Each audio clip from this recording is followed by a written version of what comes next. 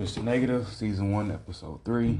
And today is COVID-19 Day. And I think I might have to bring this up very soon again, because it's obviously the talk, one of the talks, forever, every day because of the situation. But I'm going to start with this post and then freestyle from there. But there was this post on Facebook, and I'm going to read the post and then go to the interactions. All right, so it was a meme that says, "You think it's funny when COVID denying conservatives die of COVID?" And then they have the Joker down at the bottom saying, "I do. And I'm tired of pretending it's not." Now, I get the irony, okay? But I think that is a very good... I actually like the post. It's actually a good example of how people are willing to admit, in certain circumstances, how they're caring about people. They're, was that word I said in my other two podcasts, which is compassion, all of a sudden goes out the door when someone doesn't agree with them. So I actually like the post. And we get to...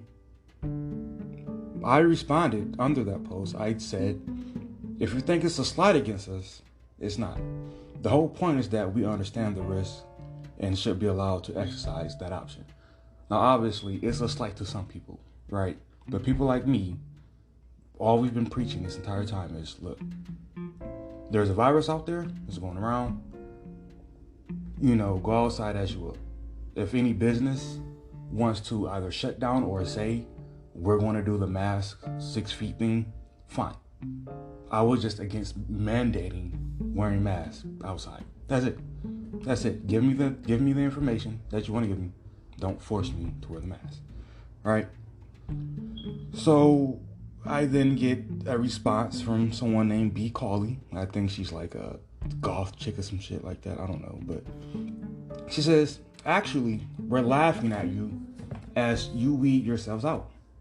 When COVID ravages your lungs and you're sickly, phlegm-filled death rattle echoes down the hospital corridor. When you're moments away from death due to your own selfish pride and foolhardy risk taking, you'll know as well as we do that it was all your fault. Hope not wearing a mask was worth dying for." Now, I'm not going to read my response, but I'm going to freestyle another response here. Is, again, that tells you how real people's compassion is. But this was very detailed. This was she drew out a moment that she just can't wait for, out of anger and spite, right? So does she really? Do people really care about this? Do people really care about you or each other, or are we all in this for a selfish thing? Because it's their side pointing at us saying, you're selfish, but I'm not the one making fun of people who are dying from COVID, whether they wear a mask or not. That's not me, and I don't see anybody who agrees with me doing anything like that.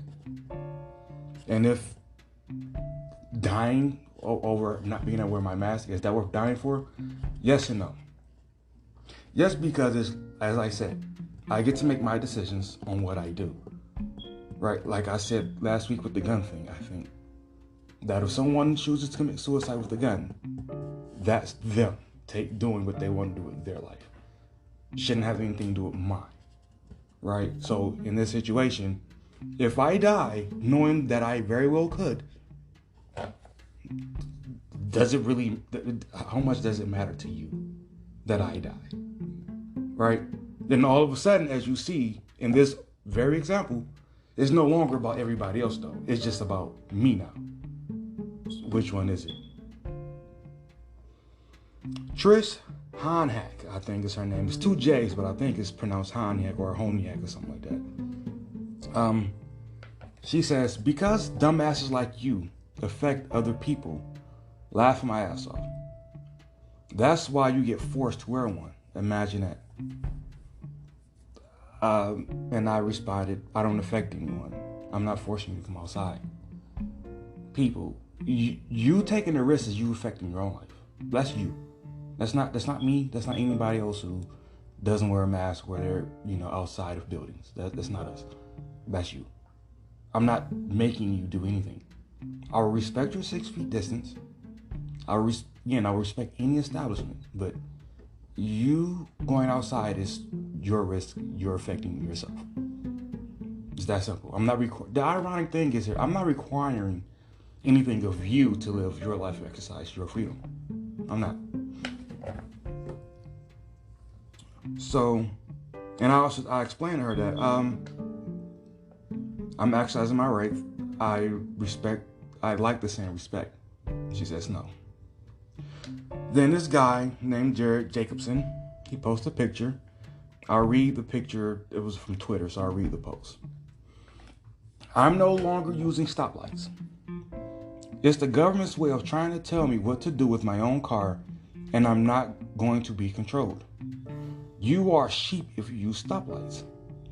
Other people aren't my responsibility. They should look out and make sure I'm not coming. Okay, so yet again, just like last week, we have someone using traffic. People, stop using traffic. I will beg you again to stop using traffic. You are horrible with analogies, especially this one. Please never use this analogy ever again. Leave traffic alone because you don't know what you're doing. Okay? Now, I'm assuming here that stoplight equals mask, and then the government trying to tell me what to do is equivalent to people saying they're up to something. It's just for politics, for the election, whatever. I'll buy that. You are sheep if you use stoplights. Other people aren't my responsibilities. Blah blah blah. Okay, so here's the thing. Stoplights are not equivalent to face masks, right? They're not. That would be your seatbelt, right? If you want to debate me on this, fine, whatever. But stoplights are your seatbelt, and I personally don't agree with that either. I don't think they should be mandating you wearing a seatbelt. Okay. And as far as controlling you, is this a federal thing or a state thing, or it really depends on how you break it down by level, right? And I'm trying to figure out how to put this, because I've already debunked the stoplight part. I'm trying to find equivalents in other aspects of it. Okay, intersections, would that be the 6 feet? Would that be lanes? Lanes equal 6 feet. This is why this analogy is so ridiculous and messy. It doesn't speak directly to anything. You can't interchange everything in and out, and it's so sloppy. And it's very lazy too. So that's why I'm gonna just go ahead and leave this and continue, because that analogy is very, very dumb. It is very dumb. Please stop using it. If I can think of it as I'm going through, I'll come back. But for right now, I'm leaving it. Stop using that. He responds and tells me, you obviously don't understand anything about how a virus works. You are endangering others by not wearing a mask in public, whether or not you feel sick at the moment. You only endanger yourself by not wearing a seatbelt. Quit being such a selfish prick. Our country and our economy is collapsing because of morons like you. Okay, as I stated before, I'm not endangering you. You're endangering yourself. That's plain and simple. I'm not endangering you. And I would be in danger if I would invade your space and do something like cough in your face or it was something like that. But up until that point, you are endangering yourself. I guess that's where we differ on that point. And I never said anything about symptoms. So I'm assuming he's just starting that part himself about saying just because you don't, I think he's assuming that because I don't feel sick that I think then I'm not sick. Look, you can't just deem me to be sick by default. You can't. Not literally by just literally existing. You can't. You want to quarantine yourself, you can quarantine yourself. But you can't say you might be sick. If you're going to say you may be sick, so stay in the house, then you ought to do. Now, let's take a break and segue here. Here's my biggest issue with this. once we bring up that premise, everything we're doing, this whole part is collapsing because of morons like you. Listen, we're in this predicament because we're trying to half-ass everything. That's why we're in this predicament. If you want to go to a shutdown, go into a real shutdown. A real shutdown. Like no marching, no gathering at all, no outside. This whole you can exercise and go to the store. No. You say starting this Sunday or this whatever day, this is a mandatory 2-week shutdown. No ifs, ands, or buts about it. Anybody outside will be shot by the people who are a part of the official people that will shoot you if you come outside. It can really be that simple. Because if this is life and death like what you all are making out to be, right? Then going that far would be justifiable. And this is the problem. We're trying to be, everything is trying to be so positive and nice. We're trying to meet everybody's kind of sort of somewhat requirements. Stop. Either you go full force and you do a real lockdown, or you don't. Because if you're allowing the virus spread minimally, you're still allowing it to spread. So again, don't half-ass a lockdown if it's life or death. The second you do that, you can go for a run. You're at that point you're saying, okay, the virus can still spread, but we're going to try to manage it slower. No, just go to a real lockdown. But people could die with it. Aren't we doing that right now? With people losing their jobs, just trying to shell out cash as we go to people. Go into a real lockdown. Period. Everybody loses their job. Everybody is struggling for this. Everybody, if we're going to actually try and stop the virus. No, again, like I said, you can set a date, which means you allow people. Now, obviously, you want to cause chaos at first. But, you know, the whole saying, it gets worse before it gets better. At this point, I think that would be very relevant. So again, I'm just saying, the second you say something goofy like, oh, you can go out for a run, don't tell me that, I'm the person who's causing the collapse, or people like me. Don't give me that. I don't want to hear that, because you're trying to half-ass and have the best of both worlds. And life and death, you can't. You can't. And here is Mason Breland. She again says, because exercising that right puts other people at risk, it's almost like you don't actually care about anyone's life but your own. Oh wait, you don't. Again, she thought this was a slight at me. If only she'd heard any of my material. No, again, if you're going to have the compassionate debate with me, you're going to win every time. And I can admit this because I know if you're right, you don't need compassion. You really don't. If you want to try and give me one situation where if we all just lose compassion, then we all go to hell. Show me that. Because we have laws, we have rights, all this stuff in place that despite your compassion, if you don't break those, we all survive. We might not get along, but we all survive. So please tell me why people keep bringing up compassion in the base like this. That's not the point. I don't have to care about you to say, okay, fine. And coming in with 6 feet of you if that's your health right, or fine. Not coughing in your face is not some form of compassion.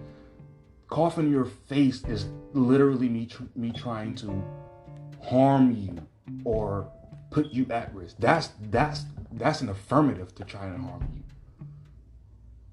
It has nothing to do with compassion. Nothing. So please stop. And I respond to her with, it's irrelevant. You can exercise your rights. That's you want to do. She says, compassion concerning a pandemic and how it affects other people is absolutely not irrelevant. Your narcissism is showing. Says the person who wants other people to do things for her when she can simply just not go outside. Right? She can absolutely do that. She wants other people to do something for her because she's scared of what's out there. How am I the narcissist? All I'm saying is leave me alone. Again, I'll repeat. I'll respect anything, any establishment says no mask. I'll respect any person that says please stay 6 feet. I will do all of that. All of that. But leave me alone when I'm just simply outside and about. Leave me alone. Now let's talk about the freelancing thing here and leaving these back and forths. This has turned people. Well, I mean, I guess it has turned people into narcissists in a way. I remember a few months ago when this first started, I was listening to the radio, the sports channel, and some guy called in and bragged about how he lives in an apartment or a townhouse complex, something like that. And he said one of his neighbors had friends over. It was like 6 of them or something like that. And he said, oh my God, these people are this, what are, like, you're not thinking of people, blah, blah, blah. And he called the cops. And again, bragging. Really? You're going to call the police that somebody had friends over to their apartment?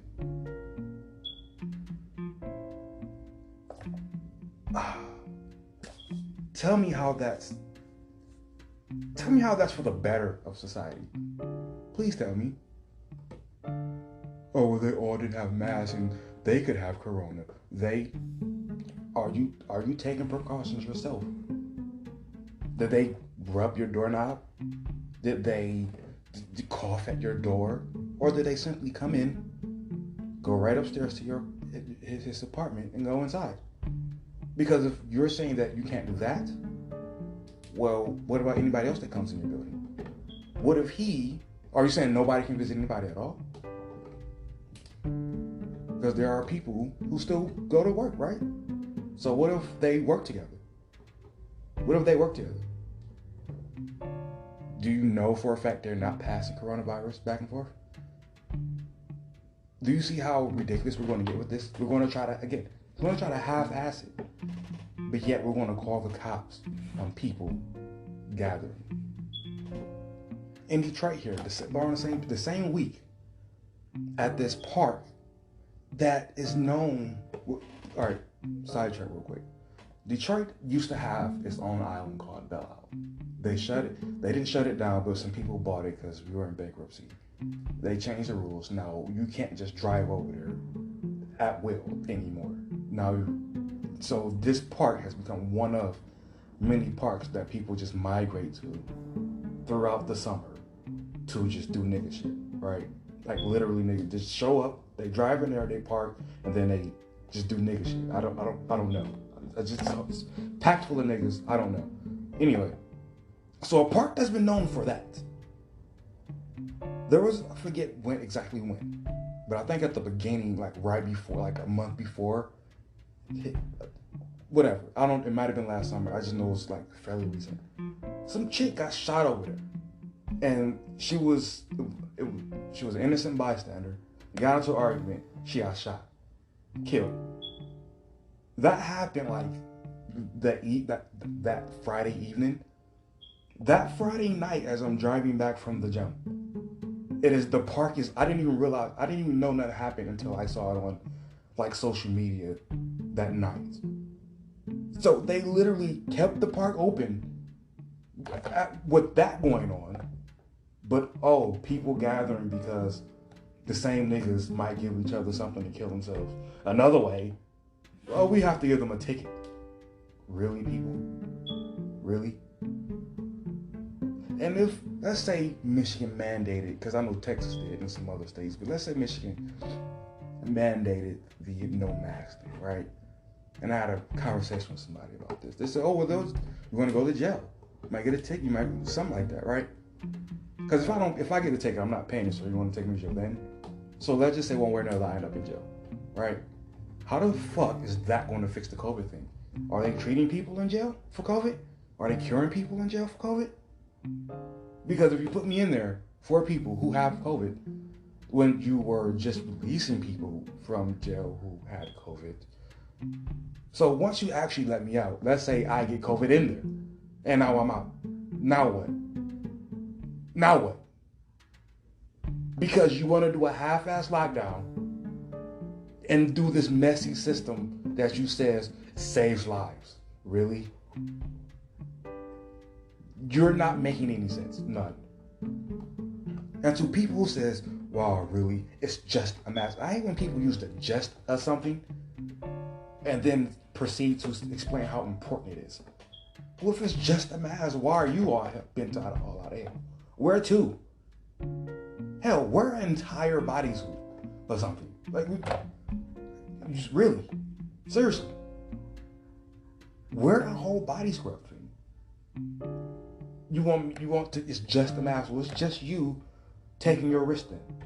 If you want to say that, jeez, don't tell me it's just something, and then all of a sudden it's not just that.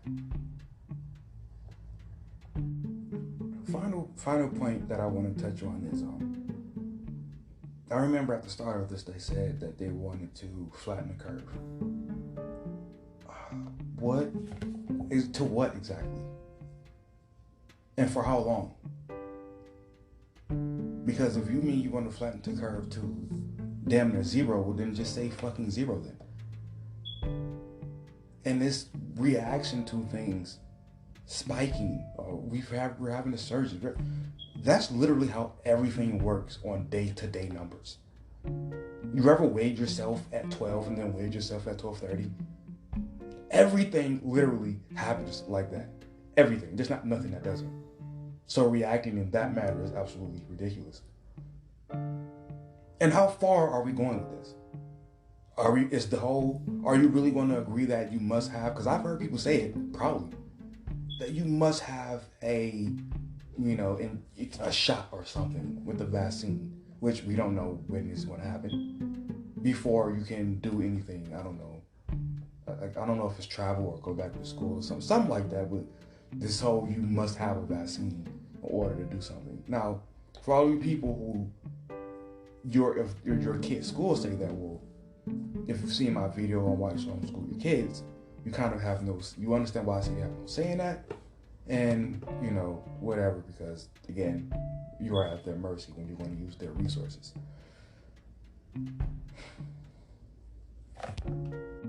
I almost forgot to ask, why does everybody have to take the exact same precautions? Because I remember the commercial that acknowledged that older people were at the ones who were more likely to suffer from this. I'm almost never around older people. Like the oldest person I'm around, a guy I work with, is like 50 or something like that. And he can work from home, but he doesn't. So I don't know. But why do I have to take the same risks or the same precautions as somebody who has toddlers and an old grandma at home? Well, that's just to throw that in there. I never understood that. But going to sign off for asking the question of, what are you willing to do? What are you willing to do? Because I'm not willing to put on the mask. So what are you willing to do? Because your comfort zone is the mask. We know that. But if they said bodysuits now, are you willing to do bodysuits? Because if you're not, you understand my plight, my situation, my annoyance with you.